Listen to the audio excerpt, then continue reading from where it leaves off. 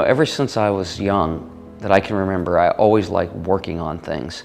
I just felt like that was going to be an important part of my life. So one of my thoughts was, I love being around people too, so why not kind of combine it? And that's one thing I wanted to really do, is just, try to help people and do something positive.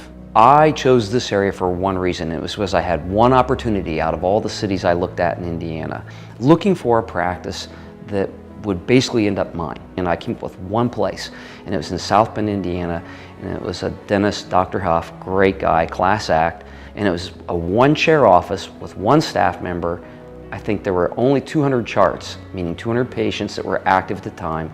So we did start to grow, and within a year I could tell that was not going to be enough. At the 1 year mark, started planning for building an office, and I built another office, or second office I should say, on Hickory Catalpa, which has been taken over by another dentist. As technologies changed and things changed within the office, then I decided we needed a whole different floor plan.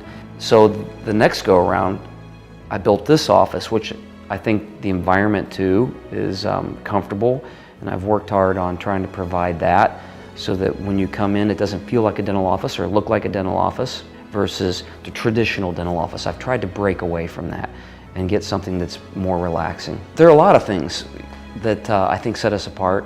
First of all, I feel like our service is very good. It's not a large group practice. It's a small practice in terms of like there's one dentist. Then it comes down to also our techniques and our technology that we have here.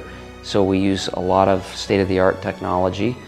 And the techniques, I'm constantly trying to grow and add on those techniques to help people out with that, so that we can do more for them and not just a select narrow group of services. My mission is to hopefully change the face of dentistry a little bit, so that this stigma of it's painful, it's scary, dreadful, we can make that a lot easier and hopefully change it for a lot of people.